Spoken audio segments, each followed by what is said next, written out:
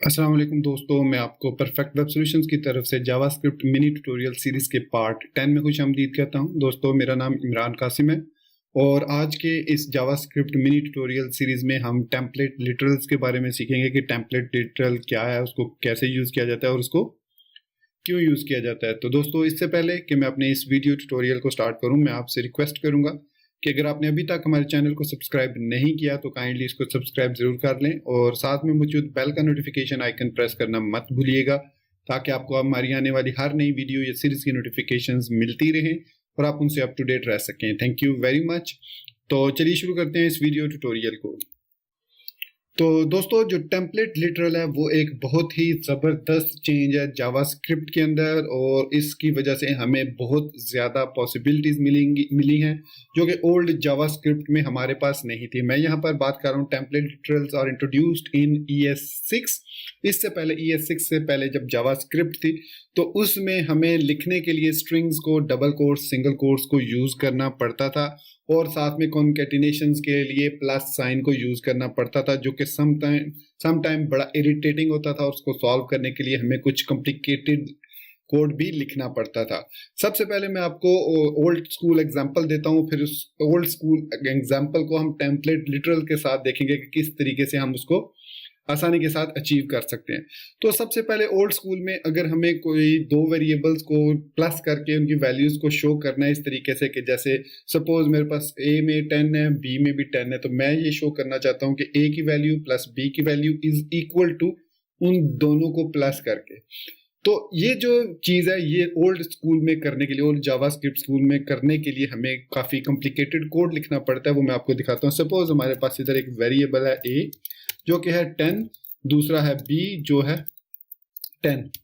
अब अगर मुझे ये डिस्प्ले कराना है कुछ इस तरीके से कि A plus B is equal to 20, ये डिस्प्ले कराना है ओल्ड स्कूल में विद ओल्ड स्कूल मेथड, मतलब ओल्ड जावास्क्रिप्ट स्कूल मेथड। तो इसमें हमें यहाँ पर लिखना पड़ता है, मैं आपको दिखाता हूँ, console.log और सिंपली हमें सबसे पहले क्या करना पड़ेगा, A की वैल्यू, फिर उसके बाद हमें प्लस को, हमेशा प्लस को लिखना पड़ेगा इनसाइड द सिंगल कोट या डबल कोट, क्योंकि वो अगर हम उसको प्लस को बगैर उसके लिखेंगे, प्लस साइन को बगैर डबल कोट सिंगल कोट के लिखेंगे तो उसको as a concatenation operator use करता है। तो इस तरीके से हमें लिखना पड़ेगा प्लस फिर B। तो अब हमने A की वैल्यू, फिर उसके बाद एक प्लस का सिंबल और उसके बाद एक B की वैल्यू को डिस्प्ले करा लिया। फिर हम प्लस लिखेंगे, फिर यहाँ पर इक्वल साइन लिखेंगे, फिर इसके बाद प्लस लिखेंगे, फिर यहाँ पर अगर हम A प्लस B लिखेंगे तो इसकी आउटपुट हमें मिलेगी 10 प्लस 10 इज इक्वल टू 10 10। क्यों? क्योंकि ये इस होल स्ट्रिंग को एज अ स्ट्रिंग ले लेगा, क्योंकि हम अब यहाँ पर ये जा रहा स्ट्रिंग है और इसको एज अ स्ट्रिंग हम कॉन्केटिनेट करें इसके साथ। तो इसको, इस प्रॉब्लम को ओल्ड स्कूल में सॉल्व करने के लिए, चूंकि हमारे पास यहाँ पर ये जो वैल्यूज हैं ये दोनों न्यूमेरिक वैल्यूज हैं, नंबर्स वैल्यूज हैं, तो इसके लिए हमें यहाँ पर ये वाला सिंबल यूज करना पड़ता है, ब्रैकेट प्रेसिडेंस ऑपरेटर यूज करना पड़ता है। तो अब मैं अगर इसको सेव करूंगा, so this time we have got correct result. तो आपने देखा कि कितना कॉम्प्लिकेटेड तरीके से हमें लिखना पड़ा।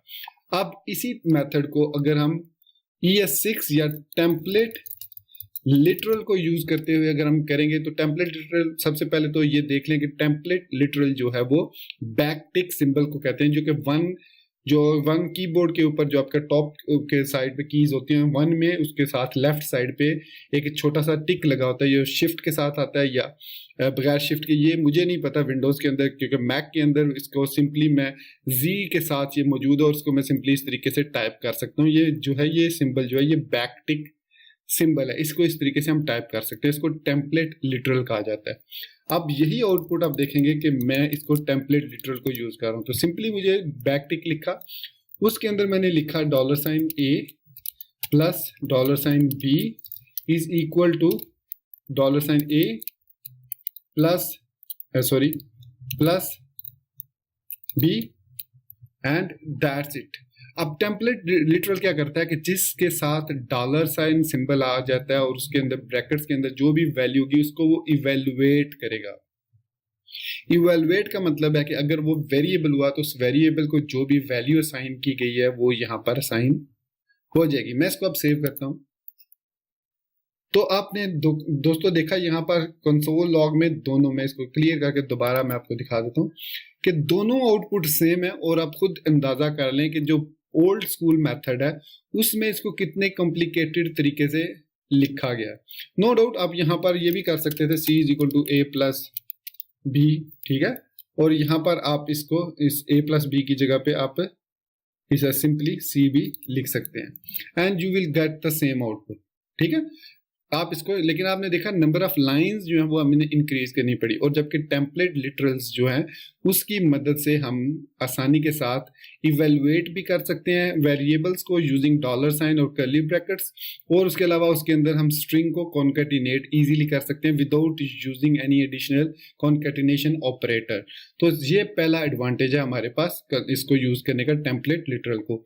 सेकंड जो इसका एडवांटेज है वो ये है कि अगर हमें मल्टी लाइन लिखना हो ऑपरेटर, तो उसमें मल्टी लाइन टेक्स्ट लिखना हो, सपोज मैं यहाँ पे लिखता हूँ console dot log hello world. अब इस टेक्स्ट को मैंने मल्टी लाइन में लिखना है ओल्ड स्कूल मेथड में। इसको सेव करते हैं, तो इसके लिए हमें यहाँ पर एक स्लैश एन ऑपरेटर यूज करना पड़ता है न्यू लाइन के लिए ऑपरेटर। इसको मैं अब स्लैश एन के बाद सेव करता हूँ, तो अब आपने देखा कि हेलो और वर्ल्ड जो है वो नेक्स्ट लाइन पे आ गया। That's easy. लेकिन अगर इसी चीज को मैं टेम्पलेट लिटरल की मदद से करता हूं, तो इसकी मदद से हमें सबसे बड़ा एडवांटेज ये होता है कि हम मल्टी लाइंस को ऐड कर सकते हैं खुद ही। और दूसरा बड़ा एडवांटेज ये है कि हम इसके अंदर जो HTML है वो टेम्पलेट टैग के लिटरल के अंदर लिखना इंतहाई आसान है एज कंपेयर टू उसको कंसोल डॉट लॉग में ओल्ड स्कूल मेथड से हम अगर लिखें। ओल्ड स्कूल मेथड में हमें लिखने के लिए सिंगल लाइन, सपोज मैं यहाँ पर इस तरीके से लिखना चाह रहा हूँ H1, और यहाँ पर मैं लिखना चाह रहा हूँ हेलो, और यहाँ पर मैं H1 को क्लोज कर रहा हूँ, ये इस तरीके से। अब ये जो चीज़ है ये पॉसिबल नहीं है इस तरीके से लिखने में। तो अगर मैं इसको सिंगल लाइन पे लिखता हूँ इस तरीके से, अब डेफिनेटली कंसोल डॉट लॉग में तो ये शो नहीं होगा। इसके लिए मैं यहाँ पर यूज कर लेता हूँ डॉक्यूमेंट डॉट राइट, ताकि वो इस जगह पे शो करे, ठीक है। तो सेव करते हैं इसको। तो अब आपने देखा यहाँ पर हेलो लिखा हुआ हमारे पास आया H1 टैग में। और अगर हम मल्टीपल ऑपरेटर लिखना चाहें, मल्टीपल HTML, तो डेफिनेटली हमें एक ही लाइन में सारे लिखने पड़ेंगे। अगर हम मल्टीपल लाइंस करना चाह रहे हैं, सपोज सम हो आप करना चाह रहे हो, तो उसके लिए हम यूज करते हैं स्लैश ऑपरेटर, ये सिंगल विदाउट राइटिंग एनी एन। अब इस स्लैश ऑपरेटर का क्या हमें फायदा है कि इसकी मदद से हम कॉन्केटिनेट कर सकते हैं मल्टीपल लाइंस में आसानी के साथ। तो कैसे इसको करेंगे, तो यहाँ पर मैं प्लस सिंबल लगा लेता हूँ, और इसके बाद मैं यहाँ पर दोबारा से इसको इस तरीके से फिर लिखेंगे,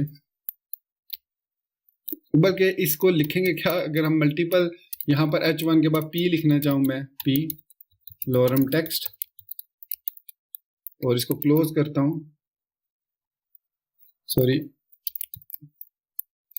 इसको क्लोज करता हूं, तो यहां पर हमारे पास ये ठीक लिखा हुआ आ रहा है हेलो और लॉरम टेक्स्ट। अब इसको मल्टी लाइन करने के लिए, खूबसूरत दिखाने के लिए, हमें यहाँ पर मल्टीपल ऑपरेटर, अगर मैं यहाँ पर इसको इस तरीके से लिखना चाह रहा हूँ, तो इसमें ये प्रॉब्लम करेगा। इसमें हमें कॉन्केटिनेशन यूज करनी पड़ेगी, या हमें इस तरह का ये ऑपरेटर यूज करना पड़ेगा इस तरीके से। अब मैं अगर इसको सेव करता हूं, तो यहाँ पर हमारे पास आउटपुट ठीक आ रही है मल्टी लाइन में। अब ये आउटपुट हमारे पास आ गई है, लेकिन हमें यहाँ पर ये एक्स्ट्रा ऑपरेटर यूज करना पड़ा स्लैश। अगर हम स्लैश को यूज नहीं करते तो हमें एरर मिलेगा नेविगेशन। देखा अनकॉट सिंटैक्स एरर, इनवैलिड और अनएक्सपेक्टेड टोकन। तो इस टोकन को अवॉइड करने के लिए हम यहाँ पर एंड पे स्लैश लगा देते। तो जितनी भी लाइनें आप लिखेंगे उसको नेक्स्ट लाइन पे लेके जाने के लिए हमें यहाँ पर स्लैश लगानी पड़ती है, और यहाँ पर फिर हम इसका पैराग्राफ लिखेंगे अनदर लॉरम टेक्स्ट। तो इसके बाद फिर स्लैश, क्योंकि सिंगल डबल कोट को हमने नीचे लिखा है, तो यहाँ पर अब आप देख सकते हैं lorem text another lorem text. अब ये जो है ये ओल्ड स्कूल मेथड है। अब इसी चीज को अगर हम करते हैं टेम्पलेट स्ट्रिंग की मदद से, तो आप देखेंगे कितना आसान है। हमें सिंपल यहाँ पर ये लगाना है, और उसके बाद इसको यहाँ पर खत्म कर देना है। अब हमें यहाँ पर इसको लगाने की जरूरत नहीं है, और हमारी आउटपुट जो है वो सेम आउटपुट यहाँ पर हमें मिल रही है। ये देख सकते हैं आप, कोई आउटपुट में चेंज नहीं हुआ। और इसको आप मतलब और खूबसूरत बनाना चाहें, टैब दे सकते हैं। यहाँ पर आप इसको टैब दे। यहाँ पर अगर इस टेक्स्ट के अंदर आप div के अंदर लिख रहे हैं, सपोज यहाँ पर मैं div लगा रहा हूँ और इस div को मैं यहाँ क्लोज कर रहा हूँ, तो इसको मैं इस तरीके से भी कर सकता हूँ। तो everything is fine in template literal. Even ये कि हम डबल कोट्स, अगर इसको हेलो को मैं डबल कोट्स में डिस्प्ले करवाना चाह रहा हूँ, ये देखिए, तो मैंने इसके साथ डबल कोट लगा दिया और यहाँ पर ये डबल कोट्स आ गया। लेकिन इसी डबल कोट्स को अगर ओल्ड स्कूल मेथड में हमें लिखना हो तो we have to do lot of work. तो ये चीज़ हमारे लिए टेम्पलेट स्ट्रिंग ने आसानी कर दी। तो इसके अलावा हम एक और भी टेम्पलेट स्ट्रिंग से एडवांटेज ले सकते हैं, वो है फंक्शंस को पैरामीटर्स पास करना। सपोज हमारे पास यहाँ पर एक टेस्ट का फंक्शन है जो कि एक वैल्यू लेता है, जैसे कि str, और एक वैल्यू ले रहा है val। ये दो उसको वैल्यूज हम पास करते हैं, तो इसको मैं कॉल करता हूँ टेस्ट हेलो, और यहाँ पर मैं इसको पास कर देता हूँ प्लस कॉमन नेम, और यहाँ पर मैं लिखता हूँ console.log str, और उसके बाद लिख देता हूँ कॉमन val लिख दूंगा। तो यहाँ पर नेम हमारे पास जो वेरिएबल है var name is equal to Imran. Save किया तो यहाँ पर हमें आउटपुट में लिखा हुआ नजर आ गया hello Imran. That's Fairlie simple. अब इसी चीज के जरिए हम टेस्ट को कॉल कर सकते हैं यूजिंग टेम्पलेट स्ट्रिंग भी। तो टेम्पलेट स्ट्रिंग में जब हम कॉल करते हैं तो हमें ये जो ब्रैकेट्स हैं ये लगाने की जरूरत नहीं पड़ती। हम इसको इस तरीके से करते हैं, सिंपली ये लिखा, फिर हम यहाँ पर लिखेंगे हेलो और यहाँ पर लिखेंगे नेम, सिंपली इस तरीके से लिखेंगे। अब मैं अगर इसको रन करता हूँ, सेव करता हूँ, तो यहाँ पर आप देख सकते हैं कि अब ये इसने हमें डाटा जो है वो एरे की सूरत में रिटर्न किया।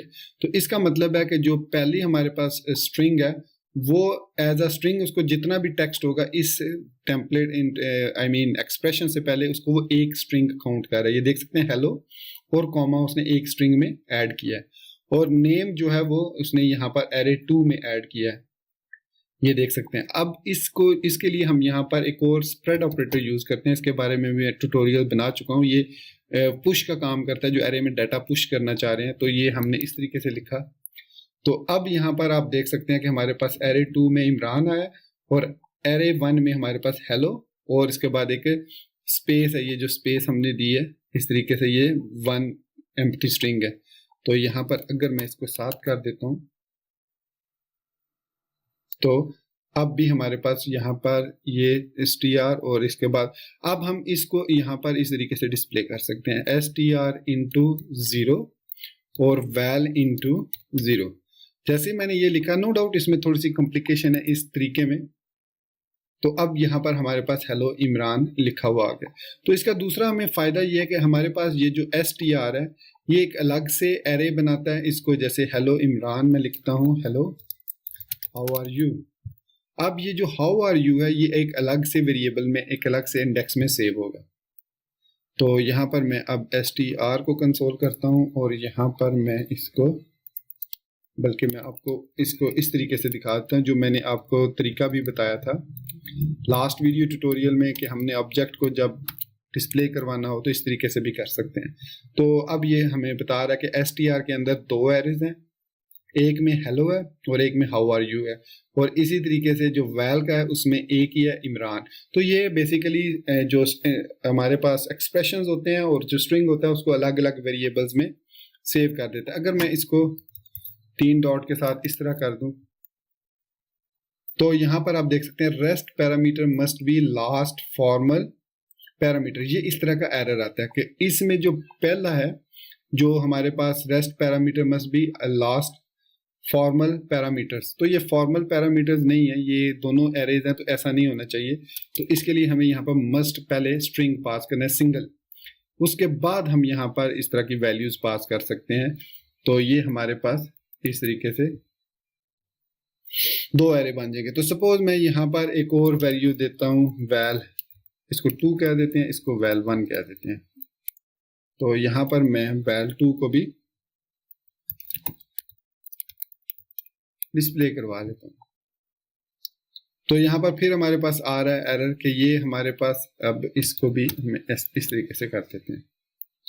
तो ये कह रहा है कि rest parameter must be last formal parameter, मतलब ये जो है ये लास्ट दो ही आप इसमें पैरामीटर्स दे सकते हैं। अगर आपने उस तरीके से देना है तो आप इस तरीके से इसको ऐड करेंगे। तो अब हमारे पास वो स्ट्रिंग में ये आ गया, हेलो हाउ आर यू, और जो वैल 1 में हमारे पास इमरान, क्योंकि यहाँ पर वैल 1 है, और वैल 2 में हमारे पास एम्प्टी स्ट्रिंग आ रहा है, इसमें कोई वैल्यू नहीं जा रही। इसके लिए अगर हम यहाँ पर कोई और भी, जैसे मैं $2+2 लिख देता हूँ, तो भी इसमें अब ये देख सकते हैं आप वैल्यू 2, इसमें ये 4 चलेगी।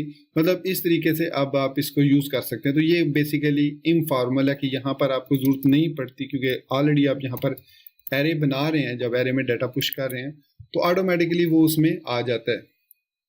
सॉरी, वैल 2 अब जाहिर बात है हमने इसको ख़त्म कर दिया, तो यहाँ पर तो हम इसको एको नहीं कर सकते console.log में।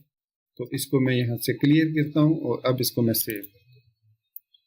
तो अब यहाँ पे आप देख सकते हैं str और वैल में हमारे पास दोनों वैल्यूज आ गई, इमरान भी आ गया और 4। जो भी आप एक्सप्रेशन देंगे वो वैल में सेव होगा इस एरे में, और जो फर्स्ट str में जो भी आप स्ट्रिंग ऐड करेंगे, जहाँ पर भी आप, जैसे गुड मॉर्निंग आप यहाँ पर लिख देते हैं कॉमा गुड मॉर्निंग, सेव करेंगे तो ये एक और एरे बन जाएगी str के अंदर। ये देख सकते हैं आप, हेलो हाउ आर यू और गुड मॉर्निंग, मतलब जितने स्ट्रिंग हैं वो str में आ जाएंगे और जितनी एक्सप्रेशंस हैं वो वैल के अंदर सबमिट हो जाएंगी। तो ये लाजमी हमने दूसरा जो ऑपरेटर है उसको या तो आप इस तरीके से यूज, डेफिनेटली आप इसी तरीके से यूज करेंगे। अगर हम इसको सिंपल तरीके से इस तरीके से लिखते हैं तो भी वो इसको काम करेगा, लेकिन इसमें वो इसको एज अ स्ट्रिंग लेगा, मतलब जो सेकंड पैरामीटर है उसको वो एज अ सिंगल स्ट्रिंग लेगा, वो सारे एक्सप्रेशंस को इसके अंदर पुश नहीं करेगा। आप देख सकते हैं वैल को सिर्फ और सिर्फ उसने इमरान साइन कर दिया है, 2+2 4 जो है वो साइन नहीं किया, तो वो पुश नहीं कर रहा। तो इसलिए मस्ट हमें यहाँ पर ये यूज करना पड़ता है स्प्रेड ऑपरेटर। सेव किया इसको, आई थिंक इसको स्प्रेड ऑपरेटर ही कहा जाए, स्प्रेड एक्सप्रेशन या स्प्रेड ऑपरेटर, कुछ इसी तरह का इसका नाम है। एग्जैक्टली डोंट रिमेंबर इसको क्या कहा जाता है, खैर वो नेक्स्ट वीडियो ट्यूटोरियल में मैं आपको बता दूंगा। तो ये हमारे पास है टेम्पलेट स्ट्रिंग और टेम्पलेट लिटरल, सॉरी ये हमारे पास है टेम्पलेट लिटरल, और इस तरीके से इनको यूज किया जाता है। और ये है इनका पर्पस कि ये हमारे मल्टी लाइन प्लस एक्सप्रेशन को इजी कर देती है, जो नॉर्मल ओल्ड जावा स्कूल में प्रॉब्लमेटिक होता है उसको कंपाइल करना, एक्स्ट्रा लाइंस ऑफ कोड और एक्स्ट्रा एक्सप्रेशन, एक्स्ट्रा केयरफुल होना पड़ता है, जबकि ऐसा कुछ भी इसमें नहीं होता टेम्पलेट लिटरल में। उसके अलावा मल्टी लाइन टेक्स्ट आप आसानी के साथ जो भी उसमें HTML वगैरह डिज़ाइन करना चाहें आप टेम्पलेट्स लिटरल को यूज़ करते हुए कर सकते हैं विदाउट एनी इशू।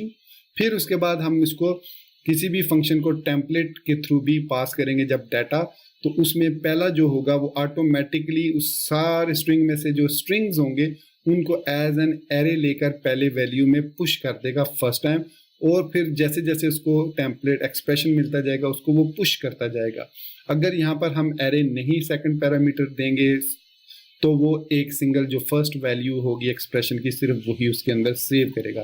तो उम्मीद करता हूं दोस्तों कि आपको टेम्पलेट लिटरल्स का एडवांटेज और उसको यूज करने का पर्पस समझ आ गया होगा, और आपको मेरी ये वीडियो में काफ़ी आसानी लगी होगी। अगर आपको फिर भी कोई प्रॉब्लम हो टेम्पलेट लिटरल को समझने में तो आप इस वीडियो के कमेंट सेक्शन को यूज कर सकते हैं। तो उम्मीद करता हूँ कि मेरा ये ट्यूटोरियल आपको पसंद आया होगा, और आप इसको लाइक करना, मेरे चैनल को सब्सक्राइब करना नहीं भूलेंगे। अपनी दुआ में याद रखिएगा। Thank you very much for being with me till end. Take care, अल्लाह हाफिज एंड बाय।